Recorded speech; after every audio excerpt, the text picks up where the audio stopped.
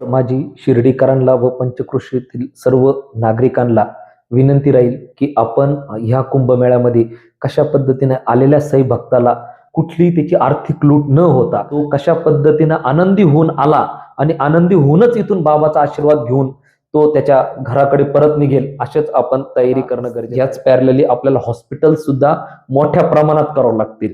कारण असं की उद्या काही प्रॉब्लेम असला तरी हॉस्पिटल्स पण प्रॉपर अप टू डेट पाहिजे. आयसीयू बेड्स आपल्याला वाढवावं. नगर परिषदेची तयारी ऑलरेडी चालू झालेली आहे, पण तिला त्या पद्धतीनं काही गोष्टीला पाठिंबा भेटत नाहीये. त्यासाठी आम्ही नामदार साहेबांची वेळ घेतोय. आता ह्या मिनिटाला आपण खूप माग आहोत. नाशिक जिल्हा आज संपूर्ण शहर हे रस्ते फुटलेले आहेत, अजून त्यांचंच क्लिअर नाही.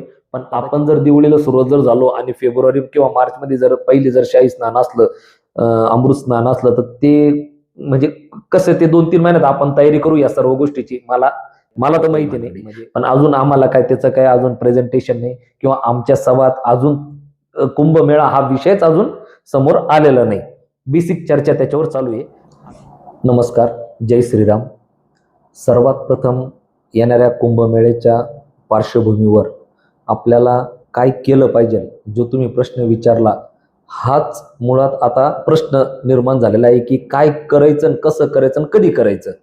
कारण आता माझं काही काम असल्या निमित्ताने माझं महिन्यातून एकदा तरी नाशिकला जाणं येणं असतं, जिथं आता ह्या वर्षीचा आपला कुंभमेळा आहे 2027चा. तर तिथंच अजून कामाची परिस्थिती अशी आहे की आता ह्या मिनिटाला नाशिक शहरात एक रस्ता क्लिअर नाही. सर्व रस्ते आता ह्या मिनिटाला तोडलेले आहेत. सर्व रस्त्यांचे कामं चालू आहेत. सर्व सर्व टोटली रस्त्यांची कामं चालू आहेत.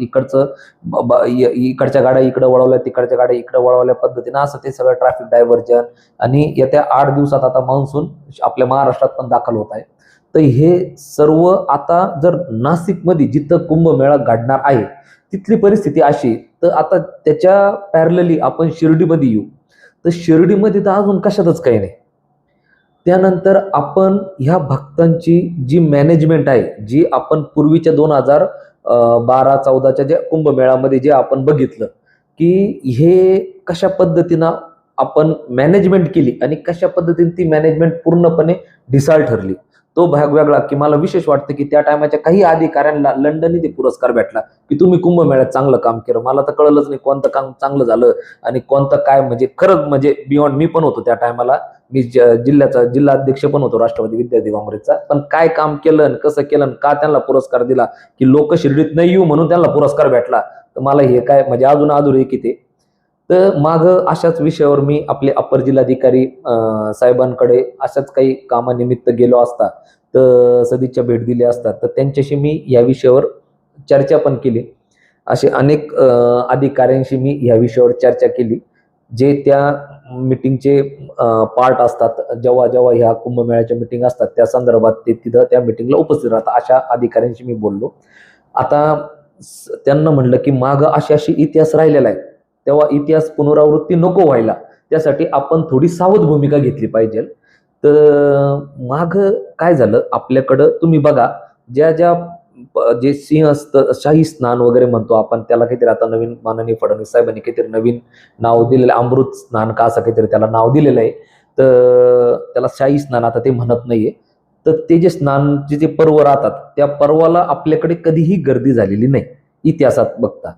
आता ह्या वेळेस कशी गर्दी होईल, त्यावेळेस होईल की त्यानंतर की त्या आधी की त्या दरम्यान, आपल्याला आता माहिती नाही. परंतु आपण असं अपेक्षित धरू की जर सपोज फॉर एक्झाम्पल 10 कोटी लोक आले नाशिकमध्ये आणि त्याच्या 10% आले शिर्डीत, म्हणजे 1 कोटी लोक.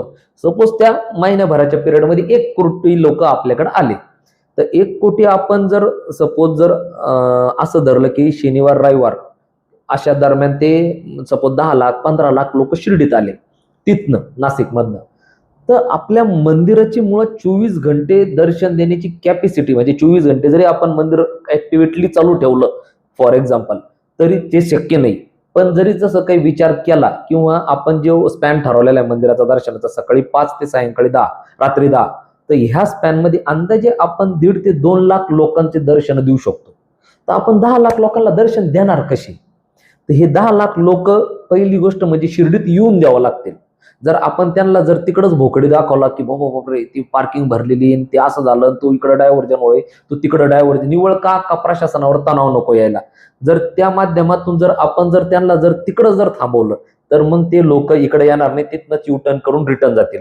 कारण असं की जे जे आम्हाला माहिती येते नगर परिषदेला प्रशासनाच्या मार्फतून आणि शासनाच्या मार्फतून ही जी काय माहिती आमची पदाधिकारी व कर्मचाऱ्यांमध्ये चर्चा होतीये ती अशी आहे की समृद्धीपाशीच लॉकिंग पिरियड चालू होणार, लॉकिंग हे चालू होणार आहे की समृद्धीपर्यंत, नंतर सावळीपर्यंत, नंतर शिर्डीपर्यंत असे 3-4 स्लॅब आहेत ते.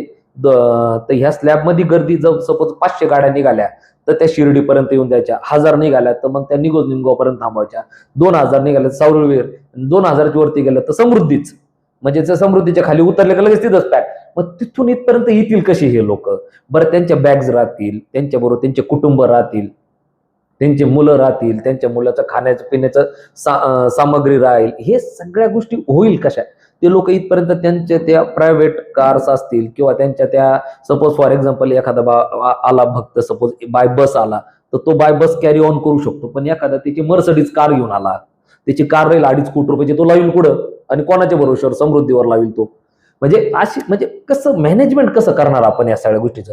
जे व्हीआयपी येणार, जसं म्हणजे मला सांगायला आनंद वाटतो की जसं उत्तर प्रदेशमध्ये झालं कुंभमेळा, आपण जसं तो कुंभमेळा झाला, त्या कुंभमेळ्यात ज्या पद्धतीनं खूप जगातील सर्व सेलिब्रिटीज, मी सेलिब्रिटीज म्हणून बोलत नाही हा विषय, परंतु एक सांगायचं तात्पर्य की बुवा ज्यांनी स्वतःचं सर्व व्हीआयपी ट्रीटमेंट सोडून जे देवाच्या चरणी दर्शनाला आले, तशाच पद्धतीनं आपल्याकडेही ते येणार आहेत, परंतु त्यांना तसं रूट आपल्याला देणं ही काळाची गरज आहे. आणि ते रूट सोडण्यासाठी आपल्याला फंडची गरज आहे. इथं आपल्याकडे फंडचं काही नियोजन नाही, काही नाही. मला माहिती नाही, आता सपोज फॉर एक्झाम्पल मंत्री लेवलला जर माननीय नामदार श्री राधाकृष्ण विखे पाटील साहेबांनी जर काही विषय घेतलेला असेल तर तो काय माझ्यापर्यंत किंवा आमच्या सभागृहात आलेला नाही अजून. जर घेतलेला असेल, माननीय सुजयदादा विखे पाटलांनी जर घेतलेला असेल तर आमच्यापर्यंत तो काय सभागृहात अजून पुटअप झालेला नाही. पण मी जशी जशी माहिती घेतली होती माग की बुवा आपण काही करेल का, तर ते आमचे पण अधिकारी असे म्हणले होते नगर परिषदेचे की आपण काही तयार करतोय भानगडी, पण अजून आम्हाला काय त्याचं काय अजून प्रेझेंटेशन नाही किंवा आमच्या सभात अजून कुंभमेळा हा विषयच अजून समोर आलेला नाही. बेसिक चर्चा त्याच्यावर चालू आहे. आता मागच्या जनरल मीटिंग मध्ये गेल्या महिन्याच्या आम्ही एक ठराव मंजूर केलेला आहे निश्चित की बुवा आपण एक एजन्सी नेमतोय त्या संदर्भात की बुवा याच्यावर वर्कआउट करणे की बुवा कशा पद्धतीने आपण कुंभमेळ्यात जास्तीत जास्त लोकांना दर्शनाबरोबर शिर्डी शहरात अजून काय आणि परिसरात, इव्हन परिसरात पण शिर्डी शहराच्या आसपास काय आपल्याला जाता येईल, कशा पद्धतीने आपल्याला सेंटर पॉईंट करता येईल, शिर्डीत राहून तुम्हाला कशा पद्धतीनं हे सगळं लोकेशन्सवर जाता येईल, तिथं देवदर्शन करता येईल, फिरता येईल, ह्या अशा गोष्टींवर आम्ही वर्कआउट करण्यासाठी एक एजन्सी नेमवलेली आहे. हे 100% ती एजन्सी आता कार्यरत होईल. आचारसंहिता संपली का तिच्यावर पण आमची मीटिंग राहीलच. पुढं कोणती एजन्सी काय ते सगळ्या गोष्टी डिस्क्लोज होतीलच, तुम्हाला सर्व गोष्टींची इन्फॉर्मेशन भेटेल. पण आत्ता ह्या मिनिटाला आपण खूप माग आहोत. नाशिक जिल्हा आज संपूर्ण शहर हे रस्ते फुटलेले आहेत, अजून त्यांचंच क्लिअर नाही. कदाचित ते दिवाळीपर्यंत क्लिअर होतील, पण आपण जर दिवाळीला सुरुवात जर झालो आणि फेब्रुवारी किंवा मार्च मध्ये जर पहिली जर शाही स्नान असलं, अमृत स्नान असलं, तर ते म्हणजे कसं ते 2-3 महिन्यात आपण तयारी करू या सर्व गोष्टीची. मला तर माहिती नाही, म्हणजे काय आयडिया नाही, जर सपोज होता असलं तर माहिती नाही. पण आत्ता ह्या मिनिटाला आपण खूप मागं आहोत. त्या दृष्टीने आपल्याला अशी वर्कआउट करणं गरजेचं आहे की मागच्या वेळेस ज्या पद्धतीनं आपण पार्किंगचे हे तयार केले, पार्किंगची एरियाज तयार केली, तसंच आता शासनाने पार्किंगची एरिया नो डाऊट 100% 40-40 एकरापर्यंत आता पार्किंगची एरिया आपण तयार केलेली आहे. पण त्या 40 एकरातून सपोज माझं हॉटेलला जर कस्टमर ते भक्त येणार आहेत तर त्यांची यायची सुविधा, त्यांना येण्याचे साधन, ऑनलाईन बुकिंगवाले, ऑफलाईन बुकिंगवाले, संस्थांचे बुकिंगवाले, नॉन संस्थांचे बुकिंगवाले, छोटे गेस्ट हाऊसवाले जे येऊन लगेच दर्शन घेऊन रिटर्न जाणार आहेत, ते काही जणांना दर्शनाला नाही थांबता आलं, काही त्यांच्या मुलांमुळं किंवा त्यांच्या जॉबमुळं किंवा त्यांच्या नोकरीमुळं, त्यांच्या व्यवसायामुळे जर नाही थांबता आलं तर त्यांना कळसाचं दर्शन घेऊन रिटर्न, तर ती इथपर्यंत येतील कसे? सगळ्यात महत्वाचा हा विषय. त्यात आपल्याला सर्वात महत्वाचा विषय आहे तो म्हणजे जे शहरात वारंवार जी आपल्याला एक थोडी जरी गर्दी जर झाली, एक 5-50 हजार एखादा लाख जरी भक्त आले शहरात, का लगेच लॉक कर रे, इकडून लॉक कर रे, तिकडून लॉक कर रे, हा रस्ता बंद कर रे, तो रस्ता बंद कर. ही एक सिस्टम आपल्याला बंद पाडावं लागेल. कारण असं की इनमिन 4-2 रस्ते शहरात येणारे आणि ते पण लॉक करायचे. मग शहरात लोक येतीलच कसे? मग ते दर्शन घेतीलच कसं? आणि शेवटी गाडीने येणारी संख्या जास्त आहे, ती थांबणारा वर्ग तो आहे. त्यानंतर बसेसनी येणारा संख्या पण आहे, रेल्वेने येणारी संख्या आहे, बाय एअरपोर्टनी येणारी संख्या आहे. पण ते मंदिराच्या शेजारी नाही ना. ना रेल्वे स्टेशन मंदिरा शेजारी, ना एअरपोर्ट मंदिरा शेजारी, ना बस स्टँड मंदिरा शेजारी. ही गोष्टी मंदिरा शेजारी नाहीची. या गोष्टी शहरापासून 5 किलोमीटर, 7 किलोमीटर, 15 किलोमीटर किंवा बस स्टँड मंदिरापासून अंदाजे 1 किलोमीटर, असे हे सगळे लांब लांब आहे. इथून तिथपर्यंत जायचं कसं? त्यांच्या गाड्या कशा? जे प्रायव्हेट कार्सनी येतील, आता सपोज एअरपोर्टला आला तो इथं शिर्डीमध्ये येईल, म्हणजे त्या कार्सनी येईल, त्यांच्या प्रायव्हेट कार्स. मग ह्या सगळ्या पार्किंगचं, या सगळ्या तिथपर्यंत येणं गरजेचं आहे. सगळ्यात महत्वाचं डायव्हर्जन, रोडचं डायव्हर्जन इथपर्यंत मान्य, पण रोड लॉक करणं हा बिलकुल पर्याय राहणार नाही.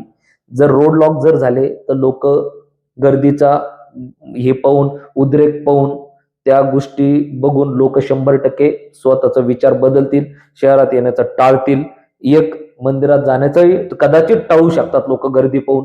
ती एक भीती आहे. त्यामुळे आपल्याला भक्त कसा येईल आणि कसा बाबाच्या मंदिरात तो सेफली जाईल आणि त्याचं दर्शन होऊन परत बाहेर येईल, यासाठी काळजी घेणं गरजेचं आहे. आणि ही गोष्ट ही 100% शिर्डी नगर परिषद म्हणून मी, माननीय नगराध्यक्ष, माननीय उपनगराध्यक्ष व सर्व नगरसेवक, सभापती, हे सर्वजण ह्या गोष्टीसाठी समर्थपणे आणि एकदम म्हणजे ह्या गोष्टीशी ते प्रामाणिक आहेत की शहरात कशा पद्धतीनं बाबाच्या मंदिरात भक्त येतील आणि त्याच भक्तांच्या माध्यमातून एक दोन रुपयाचा व्यवसाय संपूर्ण शहराला एक होईल. निश्चित ते पण एक दुसरी बाजू बघावं लागेल, जेणेकरून आज hotel industry, food industry, photo locket industry, heartful असेल, हे सर्व इंडस्ट्रीज कशा पद्धतीने ग्रो अप होतील, संस्थांमध्ये कशा पद्धतीनं जर तिथपर्यंत आला तरच तो दान धर्म करेल. ते दान धर्म साई भक्तांनी केलेलं भोजनालयाकडे जाईल, हॉस्पिटल्सकडे जाईल, एज्युकेशनकडे जाईल, रोड डेव्हलपमेंटकडे जाईल, इतर सर्व डेव्हलपमेंट आहेत, कर्मचाऱ्यांचे पगार आहेत, साफसफाईचा टेंडर आहे वार्षिक, संस्थांनी जे शिर्डी नगर परिषदेला दिलेले आहेत त्याच्यासाठी जातील. हे असे अनेक गोष्टी आहेत. या सगळ्या गोष्टी करण्यासाठी आपल्याला त्या सगळ्या गोष्टी अधोरेखित म्हणण्यापेक्षा एक ऑन पेपर आणावं लागेल, त्याची अप्रुव्हल घ्यावं लागेल. आता ह्या मिनिटाला संस्थांचं नगर परिषदेचं जे कॉन्ट्रॅक्ट आहे ते अवघं 59 लाखाचं आहे. 59 लाखामध्ये आता मॅनेजमेंट करणं खूप अवघड होतंय दिवसेंदिवस. कारण कचरा हा वाढतोय. ह्या कचरा वाढल्याने नगर परिषदेवर ताण येतोय, त्यांच्या गाड्यांवर ताण येतोय, त्या प्लांटवर ताण येतोय, ड्रेन होणारं वॉटर जे घाण पाणी, सांडपाणी, ते सांडपाण्याचा लोड वाढतोय. परत त्याचं ते पाठवायचं कुठं ते सांडपाणी, सपोज काही शेतकरी घेत आहेत त्यांच्या क्षेत्रासाठी, पण तरी पण काही उरतंय, तर ते परत ते पुढं ड्रेन करणं, ते पुढं पाठवणं, हे सगळ्या गोष्टीला ताण येतोय. त्याच्यामुळे ते टेंडरची रक्कम वाढवणं गरजेचं झालेलं आहे. या अशा अनेक गोष्टी आहेत. परत आसपास सपोज एक शिर्डीच्या शिवापासून अंदाजे 400-500 मीटर पर्यंत जे काय एरिया आहे, ती पण एरिया शिर्डीशीच कनेक्टेड आहे. शिर्डीचेच मतदार तिथं राहतात. असे अनेक एरिया आहेत 400-500 मीटरवर, जास्त नाही पण 300-400 मीटरवर ते लोक आहेत. तर त्याचं पण कशा पद्धतीने एक सुशोभीकरण कसं होईल. आता आपण वेस दोन्ही साईडला, नगरमन रोडच्या दोन्ही साईडला वेसचं नियोजन केलेलं आहे. तसे प्लॅन्स आपण फॉरवर्ड करतोय, येत्या कदाचित सभेत राहतील ते. तर ह्या सगळ्या गोष्टी आपण करायचा प्रयत्न करतोय, पण याला लागणार फंड हा कितपत उपलब्ध होईल, डीपीडीसी कडून असेल किंवा शासनाच्या योजनेकडून असेल, माननीय नामदार साहेबांकडून निश्चितच जास्तीत जास्त डीपीडीसी कडून प्रेशराईज करून जास्तीत जास्त निधी आणायचा प्रयत्न होतोय आणि ते करतात पण आहेत. परंतु तो निधी मला नाही वाटत पुष्कळ राहील, कारण अजून भूसंपादन आहेत. 24 मीटर असेल, 18 मीटर असतील, हे जे रिंग रोड आहेत हे पूर्ण नाही आहेत. ह्या सगळ्या गोष्टीला एक प्रॉपर निधी लागल. आता आमचा पानमळ्यातला रस्ता जो आहे 12 मीटर, त्याचं काम चालू आहे. तिथं चारीचा वाद आहे. त्या चारीच्या बाबतीत आमचं म्हणणं आहे की बा चारी ओपन असणं गरजेचं आहे, किंवा किमान सी टाईप कव्हर करून त्याच्या वरतून रोड जाईल आणि खाली पाणी बऱ्यापैकी आपल्या शेतकऱ्यांना पर्क्युलेशन होईल, अशासाठी प्रयत्न चालू आहे.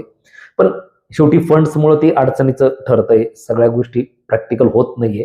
तर त्यासाठी आपल्याला निश्चित वेगळ्या पद्धतीनं विचार करावा लागणार आहे, वेगळ्या पद्धतीनं जावं लागणार आहे. आणि जोपर्यंत फंड्स चांगल्या प्रमाणात उपलब्ध होत नाही आणि जोपर्यंत आपल्याला थीम पार्क आहे, माननीय नामदार साहेबांनी सुजयदादांनी घेतलेला विषय, त्यानंतर शिवसृष्टी आहे, शिवसृष्टीचं काम माननीय सुजयदादांच्या नेतृत्वाखाली अतिशय चांगल्या वेगाने चालू झालेलं आहे. ते पण मी माननीय दादांना विनंती केलेली आहे की येत्या 19 फेब्रुवारीच्या आज जर झालं तर छत्रपतींच्या आपल्यासारख्या सर्व मावळ्यांना एक आनंदच होईल. पण जे जगातून जे भक्त येणार आहेत शिर्डीमध्ये, त्यांना पण पाहण्यासाठी एक ठिकाण तयार होईल. छत्रपतींचं आपलं हे शिवसृष्टी बघण्यासाठी लोक येतील. ते कसं 19 फेब्रुवारीच्या आत पूर्ण करून ते जनतेसाठी खुलं होईल यासाठी प्रयत्न करा, अशी आम्ही त्यांना विनंती केलेली. आणि त्यांनी पण ते शब्द दिलेला आहे की निश्चितच आपण डिसेंबर पर्यंतच पूर्ण करू, असं पण ते बोललेले आहेत. आणि अजून असे अनेक गोष्टी प्रिपरेशन चालू आहे, निश्चित चालू आहे. पण त्यामध्ये आपल्याला अजून काय ऍड ऑन करता येईल, हे सगळे रस्ते भूसंपादन होऊन कसे हे रस्ते इन प्रॅक्टिकल तयार होतील आणि त्या पद्धतीने आपल्याला त्याच्या कडाला पण उद्या सपोज 24 मीटर जर झाला तर तिकडं काही गोष्टी डायव्हर्ट करता येतील आपल्याला. शहरातले काही ट्रॅफिक डायव्हर्जन तिकडे होतील, मोठमोठे प्लॉट्स आहेत तिकडे आपण पार्किंग करू, म्हणजे काय लोक शहरात येतील. लक्षात घ्या, लोक जर वेशीच्या बाहेर राहिले तर शंका आहे की ते लोक परत मध्ये येतील का तिकडून तिकडेच रिटर्न जातील, ही शंका आहे मला. तर त्यासाठी आपण प्रयत्न करावा अशी आमची प्रशासनाला 100% उच्च अधिकाऱ्यांना आमची ही विनंती राहील. निव्वळ गर्दी बाहेर काढणे हे टार्गेट ठेवू नका, पहिले ते लोक वेलकम करा. माननीय योगी साहेबांनी ज्या पद्धतीनं वेलकम केलं, त्यांना आणलं नदीपर्यंत, मग ते गंगा घाटवरती आले, गंगा घाटवरती स्नान केलं, मग त्यांचं ते त्या सगळ्या गोष्टी प्रोसेस झाल्या. आज आपल्यातले अनेक जण त्या कुंभमेळ्याला गेले, असंच आपल्यातले अनेक जण ह्याही कुंभमेळ्याला येणार आहेत, जाणार आहेत. पण माझी विनंती अशी आहे की पहिले सर्व भक्तांना मध्ये येऊन द्या, त्यांचं दर्शन होऊन द्या. आपल्याकडे 4 ठिकाणं आहेत, हे 4ही ठिकाणं ओपन राहून द्या, वेगळे दर्शन लावून लाईन राहून द्या. त्यासाठी साईबाबा समाधी मंदिर असेल, चावडी असेल, गुरुस्थान असेल आणि द्वारकामाई असेल, ह्या 4ची एंट्री वेगळी ठेवा. गुरुस्थानची इकडचा जो गेट आहे दक्षिणेचा तो पण ऑन कर, म्हणजे काय लोक नाही बा समाधान झालं तर कमीत कमी गुरुस्थानचं होईल, नाही गुरुस्थानचं झालं तर चावडीचं होईल, नाही चावडी झालं द्वारकामाईचं होईल, कुठंतरी तर दर्शन होईल. अशा भावनेने लोक येतील, म्हणजे लोकांना बाबा दिसतील, बाबांच्या चरणी त्यांना नतमस्तक होता येईल. जे साईबाबांच्या साठी दर्शनासाठी येतात त्यांना त्याच्या इतकं मोठा आशीर्वाद राहणार नाही. तर अशा पद्धतीनं जर नियोजन झालं, संस्थान, प्रशासन, शिर्डी नगर परिषद आणि जे काय कुंभमेळ्याचे अधिकारी यांच्या संयुक्त यांनी जर अधिकारी पदाधिकाऱ्यांच्या पद्धतीनं जर झालं तर निश्चितच आपण हा कुंभमेळा यशस्वी करू शकतो. आणि महाराष्ट्र हे जे सर्वांना माहिती आहे की संतांची भूमी आहे. आज महाराष्ट्रात 5 ज्योतिर्लिंग आहेत. सर्वात महत्वाचा विषय, एकच ज्योतिर्लिंग नव्हे तर 5 ज्योतिर्लिंग आहे आपल्या महाराष्ट्रात. त्यानंतर असंख्य संतांची, पांडुरंगाचं पंढरपूर आहे, साईबाबाची शिर्डी आहे, जंगली महाराजांचं कोकमठाण आहे, जनार्दन स्वामींचं कोकमठाण आहे, शनी महाराजांचा शिंगणापूर आहे. असे असंख्य ठिकाणं आहेत आपल्या जिल्ह्यातच आहेत. म्हणजे असंख्य नवनाथ महाराजांचं मढी आहे, मच्छिंद्रनाथ महाराजांचं गड आहे, अनेक ठिकाणं मला मी सांगू शकतो. वणीची सप्तशृंगी माता आहे, अनेक ठिकाणं आहेत आपल्याकडं जाण्यासाठी लोकांना. तर त्यासाठी कसं हे सगळं इंटरकनेक्ट करता येईल, कशा पद्धतीने तशा बसेस चालवता येईल, तर त्यासाठी पण आपण एक प्रयत्न केला पाहिजे. अनेक गोष्टी करण्यासारख्या, अनेक गोष्टी सांगण्यासारख्या, काही गोष्टी इम्प्लिमेंटमध्ये येतील, काही गोष्टी जसजशा इम्प्लिमेंटमध्ये येतील तसं आम्ही एक पदाधिकारी म्हणून निश्चितच प्रशासनाला नेहमी आम्ही ह्या गोष्टीसाठी जाग करू आणि ह्या गोष्टीसाठी काय करता येईल यासाठी आमचा प्रयत्न राहील.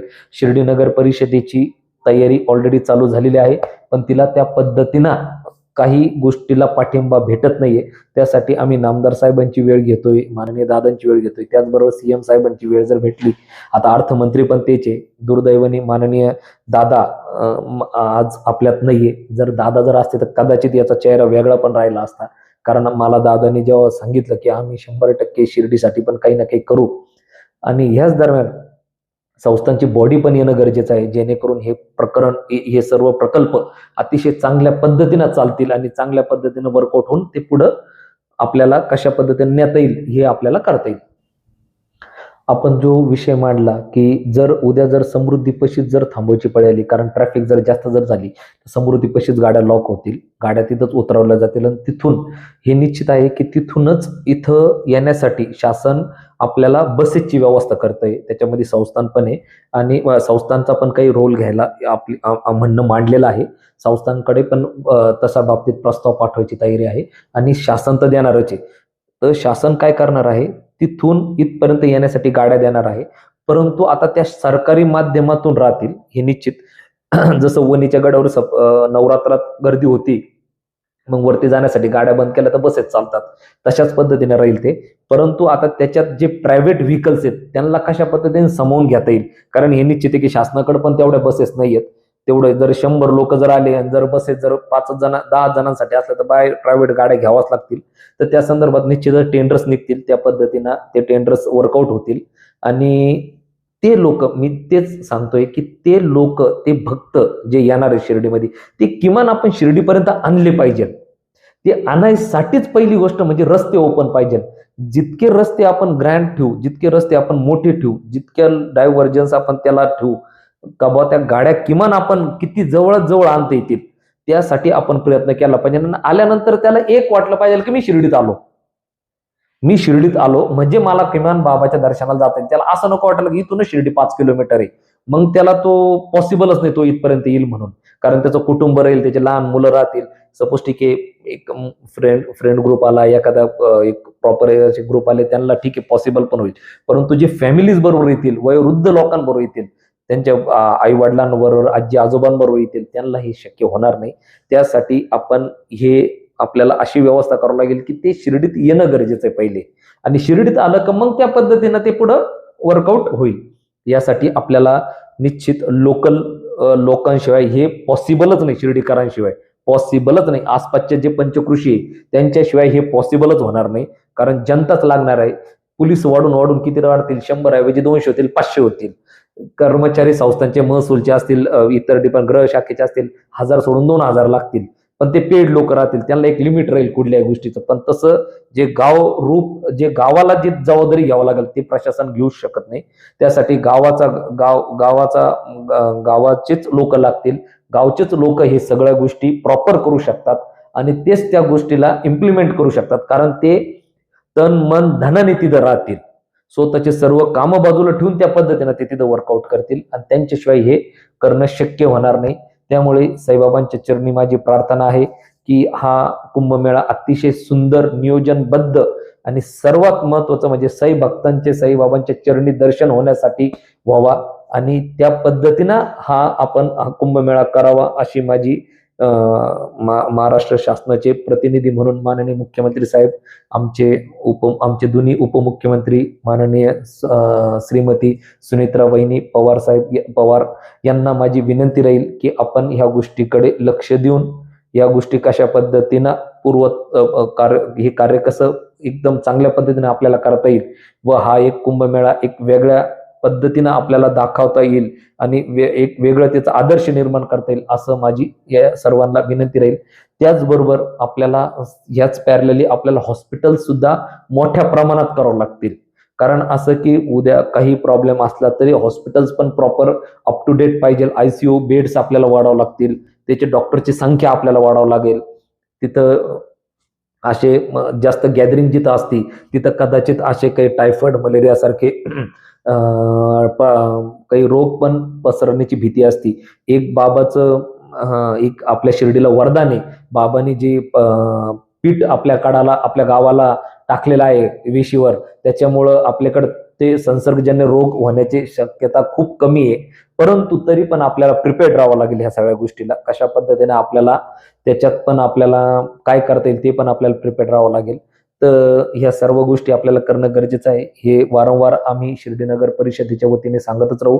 पदाधिकारी म्हणून अधिकारी पण आमचे पूर्णपणे यासाठी तत्पर आहेत. निव्वळ याच्यात कमतरता आहे तर ती शासनाची निधीची. निधी जर लवकरात लवकर मंजूर जर झाला तर आपण हे काम निश्चित लवकरात लवकर पूर्णत्वाकडे पूर्ण कंप्लीट करू अशी माझी खात्री आहे. त्याचबरोबर माझी शिर्डीकरांना व पंचक्रोशीतील सर्व नागरिकांना विनंती राहील की आपण ह्या कुंभमेळ्यामध्ये कशा पद्धतीने आलेल्या साई भक्ताला त्याला संपूर्ण त्याची सेवा व्हावी, त्याला कुठल्याही प्रकारचा त्याला कुठल्याही प्रकारचा त्रास न होता, कुठलीही त्याची आर्थिक लूट न होता, त्याला कुठल्याही प्रकारचं काहीही त्रास न होता, तो कशा पद्धतीनं आनंदी होऊन आला आणि आनंदी होऊनच इथून बाबाचा आशीर्वाद घेऊन तो त्याच्या घराकडे परत निघेल, अशीच आपण तयारी करणं गरजेचं आहे. त्यासाठी मी असं आवाहन करेल की शिर्डी नगर परिषद तर आहेच, परंतु पंचक्रोशीतील व शिर्डी शहरातील प्रामुख्याने सर्व युवकांनी आपण या कुंभमेळ्याला एक धार्मिकदृष्ट्या व व्यावसायिकदृष्ट्या दोन्ही अँगलनी बघून त्या धार्मिकदृष्ट्या पण त्याचं पावित्र्य टिकलं पाहिजे व पावित्र्य टिकलं पाहिजे व आर्थिकदृष्ट्या पण त्याचा फायदा झाला पाहिजे व ह्या दोन्ही गोष्टींचा समतोल ठेवून आपण कशा पद्धतीने आपल्याला याला करता येईल यासाठी आपण प्रयत्न केला पाहिजे. त्यामुळे मी शिर्डी नगर परिषदेच्या वतीने सर्व नागरिकांना असं आवाहन करू इच्छितो की आपण आजपासूनच याच्या तयारीला लागावे, जेणेकरून आपल्याला ह्या गोष्टीचा जास्तीत जास्त फायदा हा साई भक्तांना पण होईल आणि आपल्याला पण आर्थिकदृष्ट्या होईल, अशा दृष्टीने आपण याच्यात काम केलं पाहिजे. हेच मी सर्वांना आवाहन करतो व माझे मनोगत संपवतो. जय श्रीराम, ओम साईराम. नमस्कार. श्री साईबाबांच्या पावनभूमीत तुमचे हक्काचे आणि सुरक्षित घर घेण्याची सुवर्ण संधी चालून आली आहे. आम्ही घेऊन आलो आहोत साई आनंद पार्क. येथे आहे श्री साई कृपेची आणि आनंदाची आत्मानुभूती. 5 एकरमध्ये 100% लीगल, सर्व सोयींनी युक्त रहिवासी प्लॉट्स, रस्ते, स्ट्रीट लाईट्स, श्री महादेवाचं मंदिर, निसर्गरम्य हिरवाईनं नटलेला परिसर, सगळं काही तयार. अंतर्गत प्रशस्त रस्ते आणि प्रस्तावित 12 मीटर आणि 15 मीटर DP रोड लगत विकसित प्लॉट्स. आणि हो, आपले श्री साई मंदिर, शाळा, मार्केट, सर्व काही फक्त 5 मिनिटांच्या अंतरावर. सुरक्षित गुंतवणूक, तज्ज्ञ वकिलांमार्फत खरेदी विक्री आणि वास्तुशास्त्रानुसार प्लॉट्स.